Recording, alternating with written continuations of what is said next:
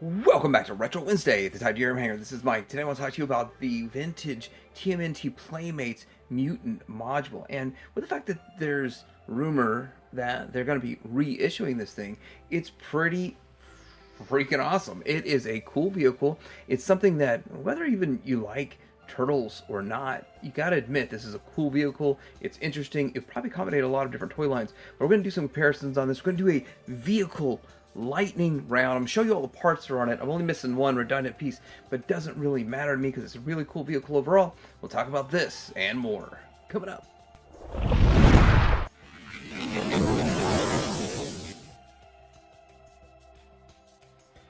I do want to point out that this does not match the look of the show at all, and a lot of times if it doesn't match the cartoon it kind of bothers me, but this looks way cooler and way better than the cartoon. Now it bothers me that the cartoon wasn't as cool as this is in real life, so I can't say that about everything, but I can definitely say it about this, and I think that they did a really good job making this a much more fun toy than just a very bland compartment with a drill on the end, and they really thought of some fun gimmicks in this.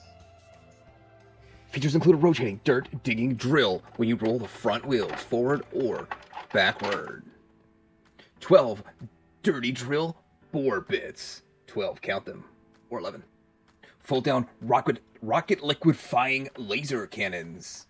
Pew pew. It has 4 of the foot claws and 4 filthy foot tunneling treads. 2 rear mounted tunneling turbos right here.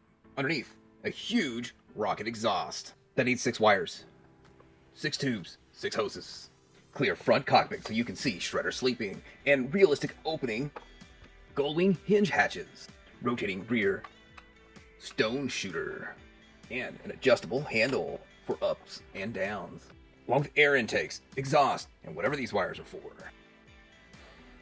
Alright, so the lightning round's a whole lot of fun. Now getting into just looking at each one of these features separately and the pluses and minuses. This is a really cool vehicle, I must say. But it's not without its drawbacks, but it's still just amazing. It's amazing that they even made this thing, and it is so cool. Looking down below, we're going to start with a quick overview in a 360. And then I'm going to kind of go over some of those features that we already talked about in the lightning round.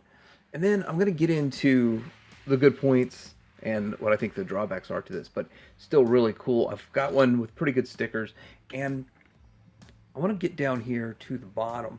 You do have these treads that look like wheels, and looks like a whole bunch of foot wheels on it, which is actually pretty interesting and pretty cool. Now, I would guess you have to add all those stickers. Mine was not brand new. Obviously, it was used, and so with that, it's okay. One of the things I didn't talk about in the lightning round was the handles to hold on to, and they do come off real easy.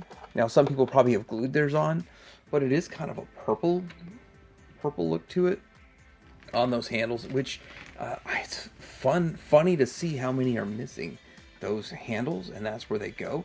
Then all these other pieces pop on and off real easy, like the front intake, the exhaust, these wire things, whatever they are. And then down here, this does pop on and off pretty easy. Now there's these missiles right here, which I guess it probably was something that should have been in the lightning round. Now they clip into there, and then you could probably clip it into here, or you can just rest it like that. There's things you can do to put it in different places, but it is intended to plug into this hole right here, and that is what's supposed to happen. This hole right here, that's what's supposed to happen, and there's one on each side of this. Now, I kind of view this as a canopy, and these are just clear doors that kind of open up. They're gull wing doors that open up. It's still pretty cool. On the back, there's this giant, large engine. They call it simply the rocket exhaust, and I gotta say that mine doesn't want to stay on very well, and that's simply because the hoses were straight. Now they've got to kind of get used to being bent up, but I kind of want them to be bent up in some sort of symmetry to it. And then right up here there's a shield. I don't know if this thing is something that comes off easy or not. It looks like mine's off pretty good, but it's kind of a shield to protect it. It still just looks cool. The amazing amount of detail they put into this is just surprising and shocking that they go through so much trouble for all of the amazing detail on this. And it's really not any bigger than the Turtle Van, but it's way more decked out. Then again, I've always had the theory that the bad guy stuff had to look cooler and better than the good guy stuff. I want to discuss this rotating gun, and it's kind of weird and strange. It is hard for any character to truly grip it and grab it, but I guess I could make it happen if you were to stretch it. And I think this is the best figure out of all the ones I have that would do this. But here he is gripping it and shooting it. So that sort of works. It's okay. Then you can also flip it up and down, but it does rotate like this, which is fine, and that's kind of a cool little gimmick. But realistically, like when you close this, I guess you're still supposed to be able to have your hands up in it or something, but there's an opening in the back, kind of etched out in the back of it to go along with that gun. You can also fold it down into a down position, but mine always pops up off when I fold it down. So I don't know if that's just a problem with mine or a problem with the design, but then you fold it down and it's good to go. And then theoretically he can get in here, do whatever he needs to do, and you should be able to close it up, and that's the whole gimmick. Now getting into the rotating spinning gimmick, it is just when you roll the wheel, it spins, and that's kind of cool. And it does work when I just roll it, but it makes a lot of noise for whatever reason. It's probably just my surface, but yeah, I don't like that noise. Now, while we're up here, these small little purple ones, they kind of like to pop off and get lost, so I'm missing one, which isn't a big deal because it really, at this point, just getting one more is real cheap. But probably will find one in a lot of stuff, and I'm just not in a huge hurry to worry about that. It's a redundant part, it's not a big deal. And seeing as how these part slots pop up, and they usually have a couple of these in each one, and I probably want to upgrade a few things on this. I'm not going to say what I'm going to upgrade, but there's a couple pieces I would like to get a little bit better on this. But overall, it's an interesting gimmick. I don't really know why it needed so many of these, but yeah, that's kind of crazy. Now, parts that get lost real easy would be, of course, those pieces in the front. All these small pieces here are easily lost. These in the back, these hoses, and maybe some of the engines. I mean, really, it's full of parts that are easily lost and then cost a lot of money to try to get tracked down on the secondary market. But I do want to point out that most of the time these sell complete for $300. Now I've got about $150 in mind by buying one for like $50, and then I got a couple of part slots for $50 and pieced it together. It was that simple, but it took 6 months, something like that, 3 months. I don't know how long, but it really isn't that hard to complete one of these. But you have to be patient, and you got to buy the right lots, and that's kind of how you do it. You don't just if you want to go out and pay $300 and get one right away, go at it. But with the reissue, I don't know if the reissue is actually going to be the same size, if they're going to scale it down a little bit.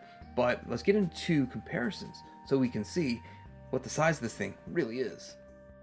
Now, I did say it's not much bigger than the Turtle Van, but by all accounts, it's almost about the same size. It's a little bit longer because of the extra added on parts, but it's narrower than it. And we're going to do a little bit of shaky cam and go up over it.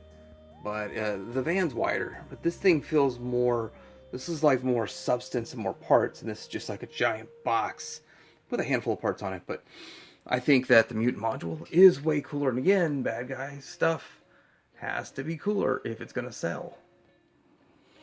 And here it is next to the other bad guy vehicle that's cool as heck, and it's about the same length overall, but way bigger. There's more bulk to it.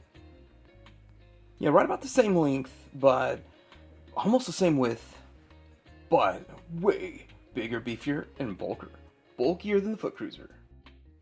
Now, this is kind of a shot I've been wanting to put together for a while, and this is all of the different versions of Turtles that I sort of have anything to do with, and there it goes, and how they scale with this thing. And you could probably make all of them work with a vintage one way, shape, form, or another. You really would have to stretch it a bit on these two, but NECA would probably work pretty good with it. Just the Turtles. Now, when it comes to Shredder and all the bad guys, it wouldn't work at all. Not at all. So, I'm just kind of pointing out size and scale.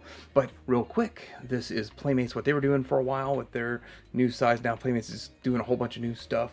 This is Super 7. That's NECA, which I like the best because it's the tune, but I'm really impressed with the Super 7 one.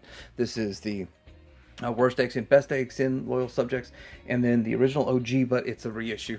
Don't care. I just happy to have all of these, and there it goes for scale.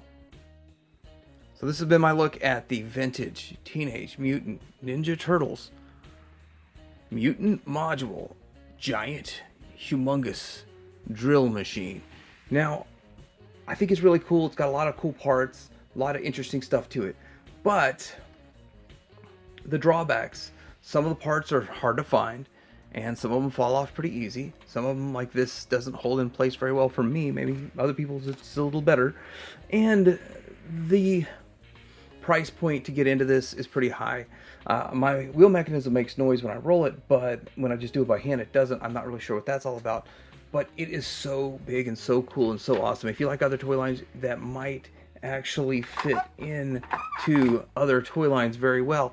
But I'm curious what you think. Is this something that you've had back in the day? Is this something you're looking for these days? Are you excited about the possible reissue? Might take 2 years till we get it, but would be interesting to find out. With that Technodrome on the way from Playmates, this, and then the sewer layer, and then maybe some more cool stuff. We'll see. Let me know in the comments below. Happy Retro Wednesday. Teddy Ram Hanger out.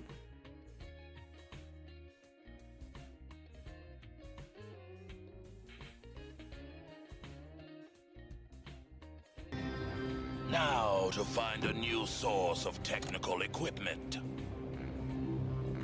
What a dump! I thought you said you had a big business. I do. In fact, it's enormous.